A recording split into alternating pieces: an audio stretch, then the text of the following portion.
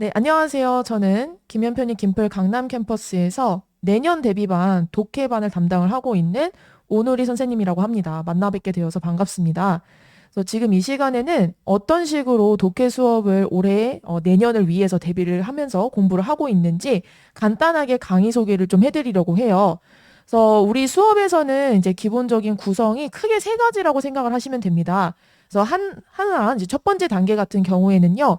우선 우리가 독해를 하려다 보면은 제일 기본적으로 문장상에서의 여러분이 해석이 잘 되는 게 중요하기 때문에 기초를 왜 제대로 다지자는 의미에서 이제 이런 식으로 이제 기본적인 여러분이 구문 분석을 도와드릴 수 있도록 이제 난이도별로 조금씩 증가시켜 가면서 우리가 공부를 할 거예요. 그래서 기본적인 구성은 이렇게 각각의 챕터별로 제가 내용적인 거를 설명을 해드릴 거예요. 그래서 뭐 이제 명사절이라는 개념이 있다라고 한다면 명사절에는 이러한 종류들이 있고 각각은 어떤 식으로 해석이 되며 주의할 점은 무엇이 있는지를 조금 설명을 한 다음에 저의 설명한 것을 바탕으로 해서 여러분이 이제 이런 간단한 예시문들을 같이 한번 살펴보면서 아, 명사절의 쓰임새라는 게 이렇게 나오는 거구나. 그래서 뭐 주어 자리에 오는 경우, 그 다음에 뭐 예를 들자면 목적어 자리에 나오는 경우, 보어 자리에 나오는 경우 이런 식으로 해서 명사절에 대한 개략적인 여러분이 설명을 들으시고요. 그 다음에 수업에서 중요한 점은 이렇게 내용을 정리를 한 다음에 직접 여러분이 해석을 해보는 시간을 가지는 거예요.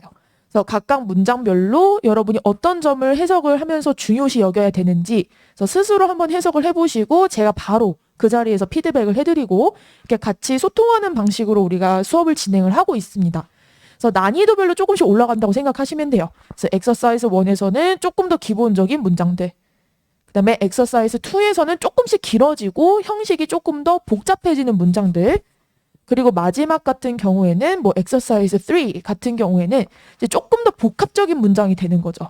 그래서 앞에서는 뭐 명사절이 한 군데에만 나왔다라고 한다면 여기서는 주어에도 나오고 그 다음에 뭐 보어에도 나오고 이런 식으로 문장이 조금씩 길어지면서 그래서 마지막에는 이렇게 조금 더 긴 문장까지 여러분이 직접 배운 내용을 적용해 볼 수 있도록 그래서 같이 구문 분석을 하는 시간을 가지고요. 그리고 또 두 번째 파트로 이루어지고 있는 거는 독해에 있어서 여러분이 어떻게 글을 읽어야 되는가, 그리고 문제를 어떤 식으로 접근해야 되는가에 대한 설명을 조금 가이드라인을 잡아드릴 거예요.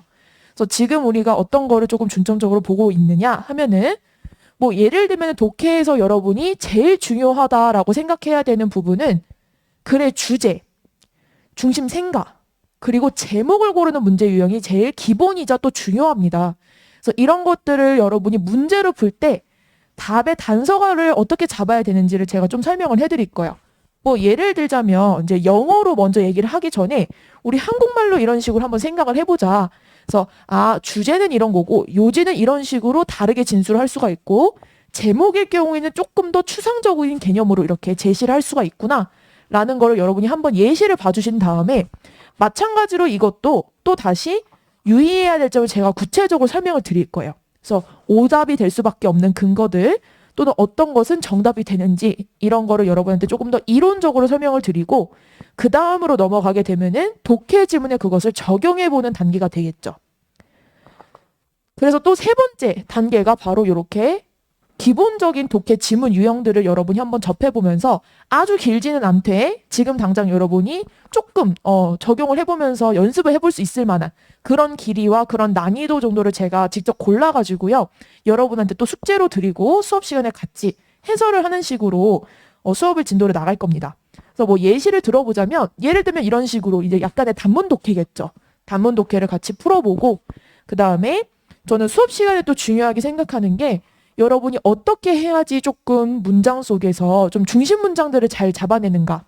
그래서 독해 지문을 읽을 때 어떤 내용이 조금 더 강조하는 내용인가. 그래서 중심 생각이 담겨있는 문장을 같이 고르는 거를 연습을 할 거예요. 그래서 이런 식으로 색깔을 칠해서 보여드린다든지 해가면서 또는 키워드에다가 제가 표시를 해드린다든지 그렇게 해서 여러분이 글을 읽는 눈을 조금 기를 수 있도록 도움을 드릴 겁니다. 그리고 이제 여러분이 조금 이제 편입 실제 지문에서는 어떤 식으로 나오는지 한번 볼 수 있도록 뭐 예를 들면 지금 여기 있는 지문 같은 경우에는 실제로 한국외국어대학교의 기출 지문이었어요. 그래서 단순히 너무 쉬운 지문들만 하는 거는 아니고, 실제 편입 독해 지문에서 이런 문제가 기출로 나온 적이 있었다.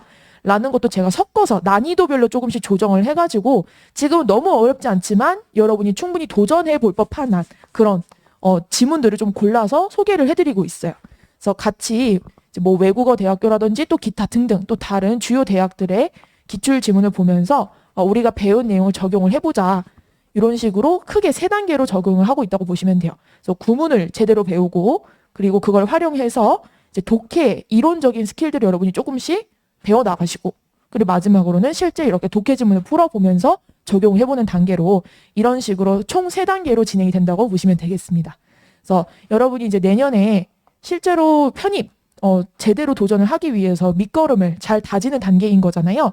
그래서 여러분이 나중에 내년에 조금 더 수월하게 공부할 수 있게끔 여러분의 기초를 잘 쌓아드릴 테니까 믿고 따라오시면 좋을 것 같습니다.